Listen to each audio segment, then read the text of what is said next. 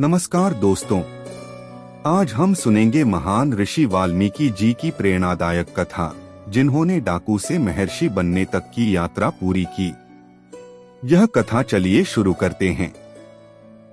अध्याय 1, डाकू रत्नाकर का जीवन। महर्षि वाल्मीकि कथा का आरंभ बहुत समय पहले की बात है। गंगा और तामसा नदी के किनारे घना जंगल फैला हुआ था। उसी जंगल में रहता था एक भयंकर डाकू रत्नाकर। वह रास्ते से गुजरने वाले यात्रियों को रोककर उनका धन लूट लेता था। कभी कभी वह निर्दोष लोगों की हत्या भी कर देता था, लेकिन उसके मन में जरा भी पछतावा नहीं था, क्योंकि वह सोचता था, मैं जो भी करता हूँ अपने परिवार के लिए करता हूँ, इसमें बुरा क्या है। रत्नाकर की पत्नी, माता पिता और बच्चे थे। वे उसी लूट के धन से अपना जीवन चलाते थे। रत्नाकर को लगता था कि उसके पाप उसके परिवार के साथ बांटे जाएंगे, क्योंकि वह सबके भले के लिए अपराध करता था। एक दिन की बात है, घने जंगल से एक दिव्य तेज वाला पुरुष गुजरा। वह थे महर्षि नारद। रत्नाकर ने उन्हें देखा और तलवार निकाल ली। बोला, रुक जाओ, जो भी पास है सब मुझे दे दो। नारद जी मुस्कराए, पुत्र, मैं एक साधु हूँ, मेरे पास क्या है जो तुम ले सको। रत्नाकर गर्जा, मुझे अपने परिवार का पेट पालना है। नारद जी ने शांति से पूछा, पुत्र, क्या तुम्हारे परिवार वाले तुम्हारे पापों में भी हिस्सेदार होंगे। रत्नाकर हंसा, जरूर होंगे, मैं उनके लिए यह सब करता हूँ। नारद बोले, ठीक है, जाकर पूछो क्या वे तुम्हारे इन कर्मों के पाप में भी साझेदार बनना चाहेंगे। रत्नाकर को विश्वास था कि उत्तर हाँ ही होगा। वह अपने घर गया और एक एक से पूछा, पत्नी, माँ, पिता, यहाँ तक कि बच्चों से भी। पर सबका जवाब एक ही था, हम तुम्हारी कमाई के तो हकदार हैं, पर तुम्हारे पापों के नहीं। रत्नाकर का हृदय जैसे टूट गया। उसे पहली बार समझ आया, मैं जीवन भर पाप करता रहा और कोई भी मेरा साथ नहीं देगा। वह रोता हुआ जंगल लौटा और नारद जी के चरणों में गिर पड़ा, मुझे बचा लीजिए गुरुदेव, मैं क्या करूं। नारद जी ने कहा, सच्चे मन से भगवान राम का नाम लो, सब पाप मिट जाएंगे। रत्नाकर बोला, मैं इतना पापी हूँ कि राम भी नहीं बोल सकता। नारद जी मुस्कराए, तो मरा मरा बोलो, वही उल्टा होकर राम राम बन जाएगा।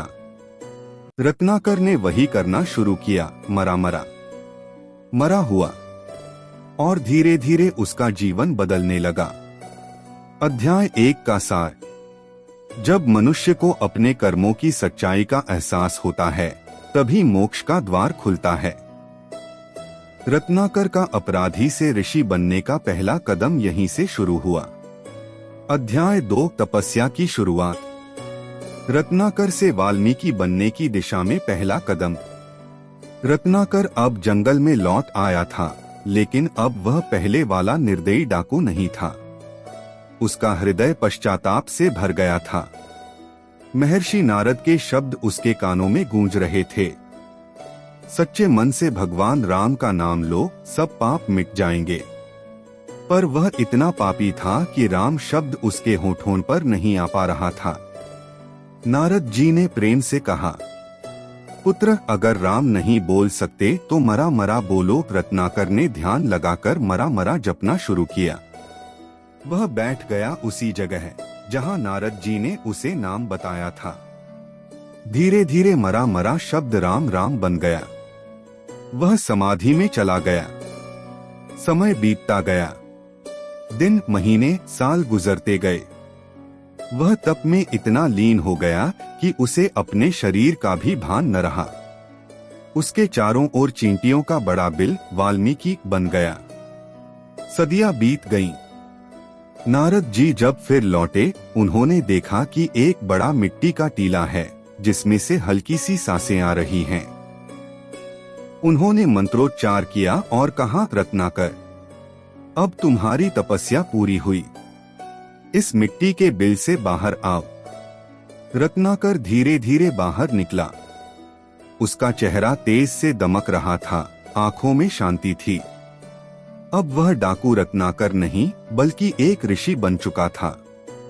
नारद जी ने कहा, अब तुम इस धरती पर एक नए जीवन के प्रतीक बनोगे।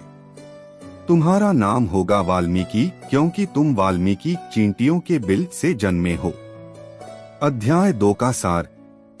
जब कोई मनुष्य सच्चे हृदय से भगवान का नाम जपता है तो उसका जीवन बदल जाता है। रत्नाकर ने अपने पापों का प्रायश्चित किया और महर्षि वाल्मीकि बनकर अमर हो गए। अध्याय 3 महर्षि वाल्मीकि का उदय और पहला श्लोक। भक्ति से काव्य जन्म लेने की अद्भुत कथा। अब रत्नाकर एक नए रूप में जन्म ले चुका था। वह अब महर्षि वाल्मीकि कहलाने लगे। उनकी तपस्या ने उन्हें भीतर से इतना शुद्ध कर दिया कि उनका हृदय करुणा से भर गया था। हर प्राणी में उन्हें भगवान का अंश दिखता था। वे नदी तट पर एक सुंदर आश्रम बनाकर रहने लगे। वहां शिष्य आते, ज्ञान प्राप्त करते और सब मिलकर सत्य, धर्म और भक्ति की चर्चा करते। एक दिन महर्षि वाल्मीकि अपने शिष्य भरद्वाज के साथ नदी की ओर जा रहे थे। रास्ते में उन्होंने देखा, एक पेड़ की डाल पर 2 क्रौंच पक्षी, बगुला जैसे सुंदर पक्षी, प्रेम से खेल रहे थे। वाल्मीकि मुस्कुराए और बोले, देखो भरद्वाज, सृष्टि कितनी सुंदर है, हर जीव में प्रेम है। उसी क्षण एक शिकारी ने उन पक्षियों में से नर क्रौंच को तीर से मार दिया। वह पक्षी दर्द से चिल्लाकर नीचे गिर पड़ा और उसकी संगिनी विलाप करने लगी। उसकी चीख सुनकर वाल्मीकि का हृदय रो पड़ा। उनके मुंह से अपने आप एक वाक्य निकला, मां निषाद प्रतिष्ठा त्वं गमः शाश्वतीयः समाः यत् क्रौंच मिथुनादेकम अवधियः काम मोहितम। अर्थ, हे निषाद, तू कभी सुख शांति न पाए, क्योंकि तूने प्रेम में डूबे इन पक्षियों में से एक को मार डाला। यह श्लोक था संस्कृत का पहला छंदबद्ध श्लोक। देवताओं ने आकाशवाणी की, ऋषिवर, यह तुम्हारे हृदय से निकला हुआ प्रथम श्लोक है।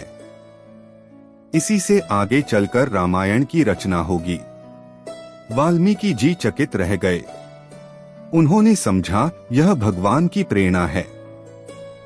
अब उनका मन भगवान श्री राम की लीलाओं का वर्णन करने को बेचैन हो उठा। अध्याय 3 का सार। जब हृदय में करुणा, भक्ति और प्रेम जागता है तो शब्द भी भगवान के रूप ले लेते हैं।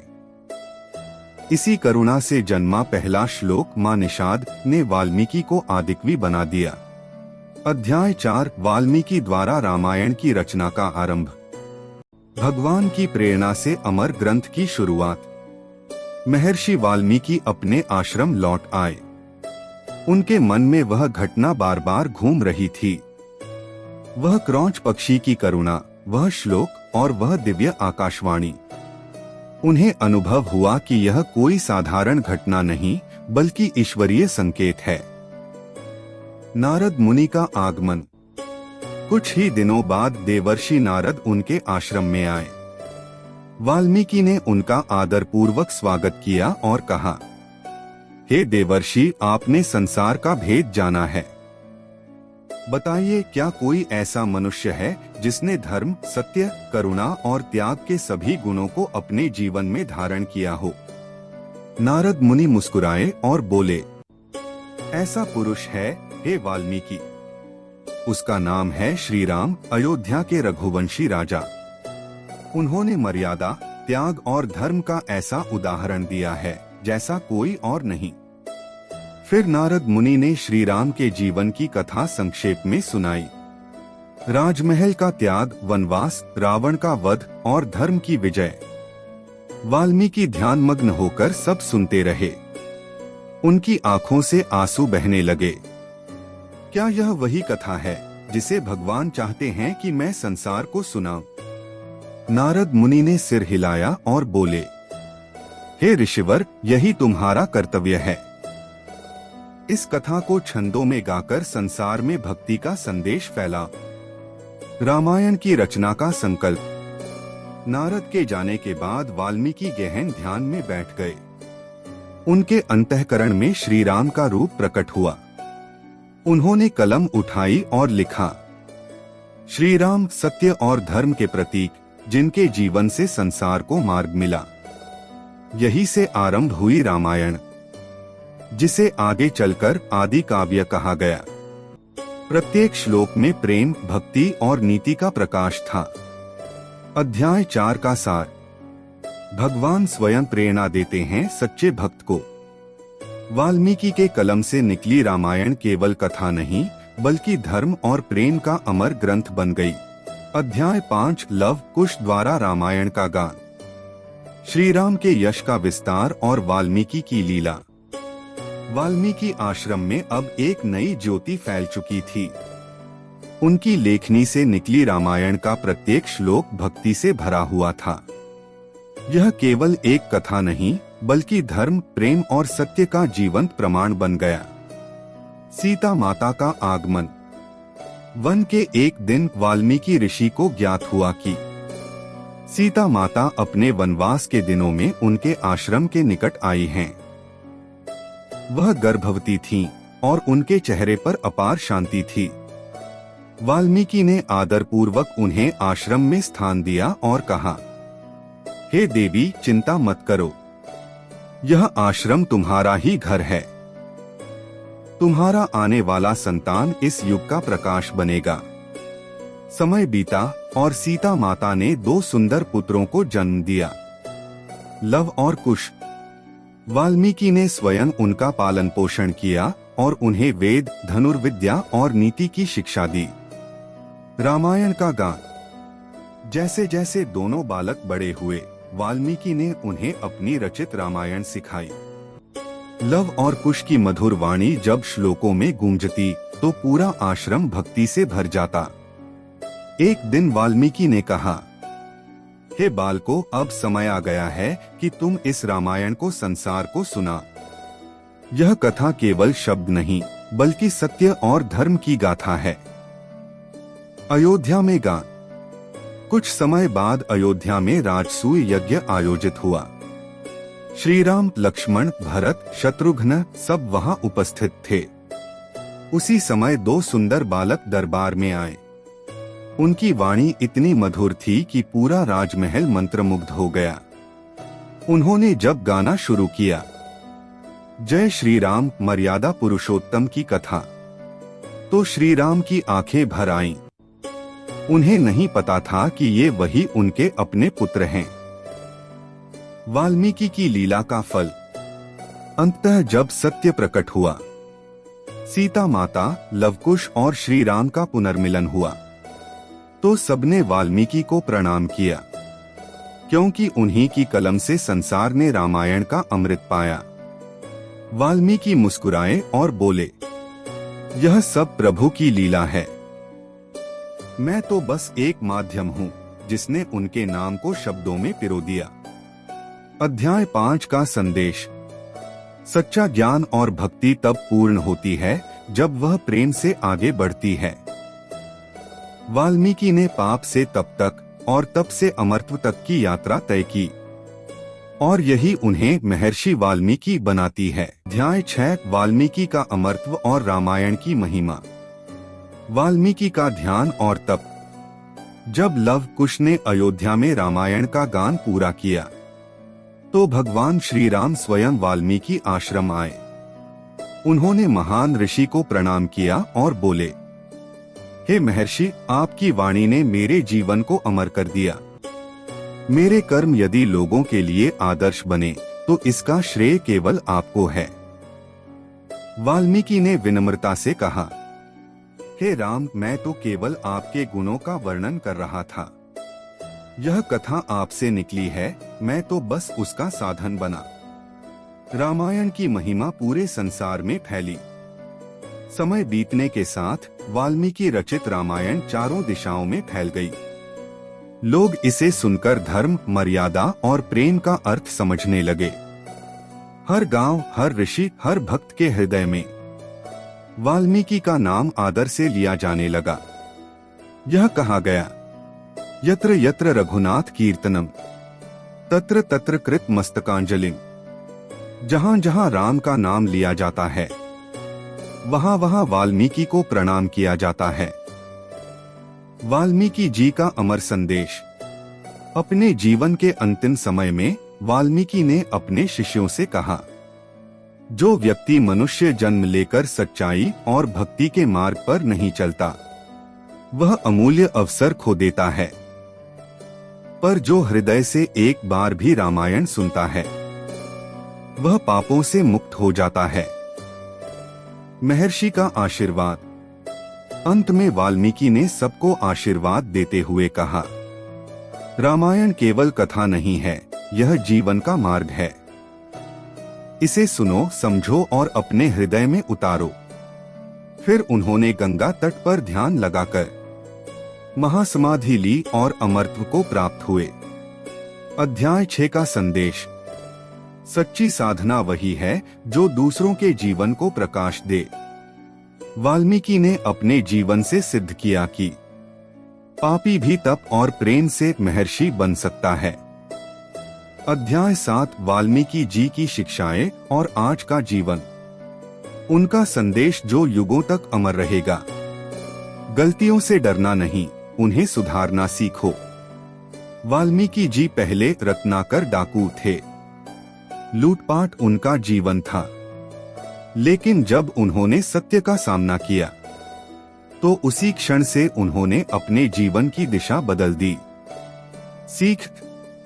कोई भी व्यक्ति कितना भी भटका हो, अगर वह सच्चे मन से पश्चाताप करे तो भगवान उसे नया जीवन देते हैं। मनुष्य को अपनी वाणी का उपयोग भलाई के लिए करना चाहिए। वाल्मीकि जी ने जब पक्षी के वध पर शोक व्यक्त किया तो उनके मुख से श्लोक निकला। वही श्लोक रामायण की पहली पंक्ति बना। सीख। वाणी में शक्ति है, वह दुख को भी भक्ति में बदल सकती है। इसलिए बोलो तो ऐसा कि सुनने वाले के मन को शांति मिले। धैर्य और तप ही असली शक्ति है। उन्होंने वर्षों तक ध्यान और साधना की। धीरे धीरे उनका मन निर्मल हुआ और भगवान ने उन्हें इतनी शक्ति दी कि उन्होंने रामायण जैसा ग्रंथ लिखा। सीख। जल्दी हार मत मानो। साधना, धैर्य और विश्वास से असंभव भी संभव हो जाता है। शिक्षा और ज्ञान सबसे बड़ा धन है।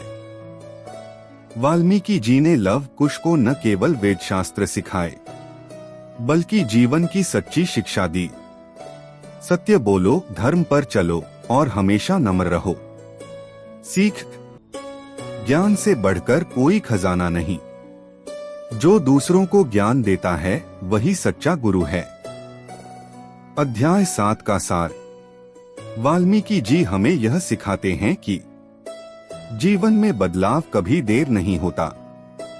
सच्चे मन से किया गया पश्चाताप, प्रेम और भक्ति मनुष्य को भगवान के समान बना सकता है।